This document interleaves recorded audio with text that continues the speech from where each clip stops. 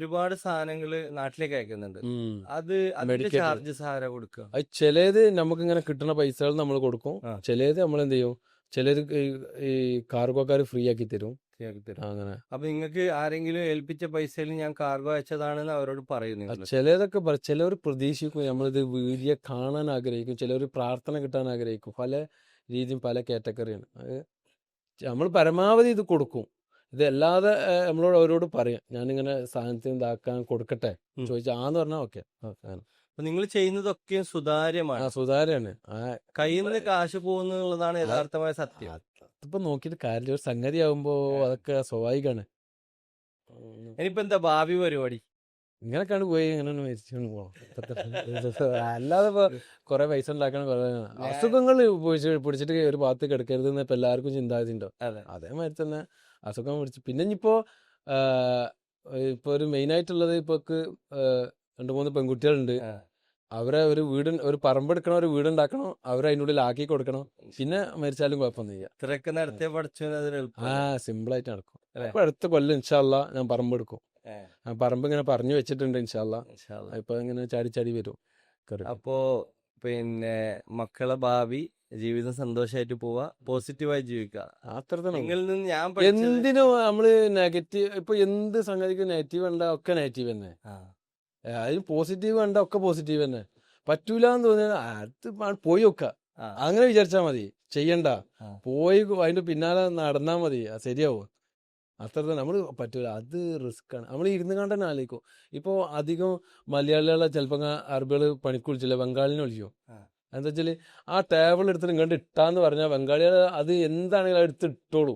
മനസ്സിലായി. നേരെ മറിച്ച് മലയാളികളാണെങ്കിൽ സൂര്യൻ അവിടുന്ന് അടിക്കുന്നുണ്ട്, ഇവിടുന്ന് ഇതുണ്ട്, അവിടുന്ന് ഇത് വരൂല, അതുകൊണ്ട് ഇവിടെ ഇടണ അത് എടുത്തൊക്കെ അവനെ എടുത്ത് വെച്ചാൽ മതി.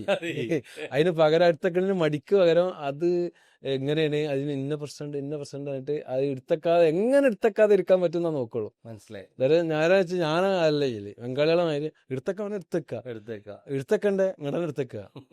നമ്മളെ പണി അതല്ലേ. ഇപ്പൊ ഞാൻ പള്ളി അവിടെയൊക്കെ ക്ലീനിങ്ങറുണ്ട്, ആ. അവരിങ്ങനെ അടിച്ചൊരു തുടച്ചിനൊക്കെ ഇങ്ങനെ പറയും. ഞാൻ പറയും, നിങ്ങളെ ഷോക്കേസിൽ വെക്കാനല്ല കൊടുത്തിട്ടുള്ളത്, നിങ്ങളെ പണിക്കാണ് വന്നിട്ടുള്ളത്. ആ. അപ്പോൾ ഒരു സാധനം തുടക്കണം, തുടച്ചുകൊണ്ടിരിക്കുക. ആ. നമ്മളെ പണിനെ സ്നേഹിക്കുക, നമ്മള് Correct. മുതലാളിനെ ഇതില് സ്നേഹിക്കാൻ പാടില്ല. നിങ്ങളിപ്പോ എത്ര ഇനി നല്ല ആളാണ്, നിങ്ങളെ സ്നേഹിക്കാൻ പാടില്ല എന്ന് ഞാൻ പറയുള്ളൂ. അല്ലെങ്കിൽ എന്നെ സ്നേഹിക്കാൻ പാടില്ല. കാരണം സ്നേഹിച്ചാല് അവരെ കൊടുത്തില്ലെങ്കിൽ ആ വിഷമാണ് നാളുണ്ടാവുക. ആ. കാരണം ഇപ്പോൾ നമ്മളെ കമ്പനീനെ സ്നേഹിക്കണം, എന്താ സംഭവിക്കാറ്? ഇപ്പോൾ നിങ്ങൾ കമ്പനി, ഞാനൊരു കമ്പനിയിൽ ജോലി ചെയ്യുന്നതാണ്, ആ. ഞാൻ ആ കമ്പനിനെ സ്നേഹിച്ച് ആ. ആ കമ്പനി ചെന്നിട്ട് ഒരു ലോൺ എഴുതി കൊടുക്കണം, അവർ ലോൺ തന്നില്ല. ആ. നമുക്ക് പിന്നെ ആ പണിയും നിരാശേനെ, ആ പണിനോടും ചടക്കും, നമ്മളോട് ക്യാൻസൽ അടിച്ച് പോവും. അതെ. നേരെ മറിച്ച് നമ്മളെ ജോലിനെ സ്നേഹിക്കുക, നമ്മൾ പണിയെടുക്കുക. അപ്പൊ എന്താ, ബാക്കിയൊക്കെ നമ്മളെ പിന്നാലെ വരും.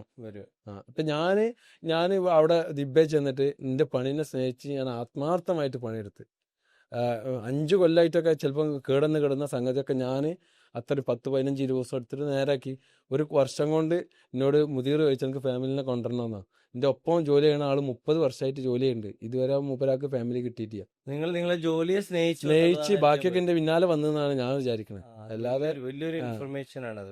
കാരണം നമ്മള് എപ്പോഴും അപ്പൊ നമുക്ക് ഇപ്പൊ കമ്പനി ഇപ്പൊ നമുക്ക് ആ ലോണ് തന്നില്ല, അല്ലെങ്കിൽ നമുക്ക് നാട്ടിൽ പോകാൻ ലീവ് തന്നില്ല, പിന്നെ കമ്പനിനോട് വെറുപ്പാണ് ഉണ്ടാവുക. അതെ. മുതലാളിനോടും വെറുപ്പ്. മുതലാളിനെ ഒരു വർണ്ണവശാൽ സ്നേഹിക്കാൻ പാടില്ല. നമ്മളെ പണിനെ സ്നേഹിക്കുക. ഇപ്പം നമ്മളിപ്പോൾ വീഡിയോ എടുക്കണ പണിയാണ് വീഡിയോ എടുക്കണം, അല്ലെങ്കിൽ ഞാൻ ഇലക്ട്രിക്കലിൻ്റെ പണി എടുക്കണം, ഇലക്ട്രിക്കലിനെ സ്നേഹിക്കുക, പണിയെടുക്കുക. ബാക്കി അപ്പുറം നോക്കിയാൽ നിരാശയാണ്. ബാക്കിയുള്ള വന്നോളൂ, അത് ഓട്ടോമാറ്റിക് വരും.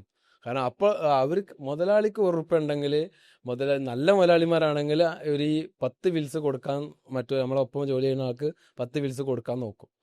എന്തും എനിക്ക് വേണമെന്ന് വിചാരിച്ചാൽ പിന്നെ അവസാനത്തിൽ ഇന്ന് പെയ്ത മയക്ക് പൊന്തണമാതിരി പൊന്തിയിട്ട് അവസാനിക്കുകയുള്ളൂ. മനസ്സിലായി.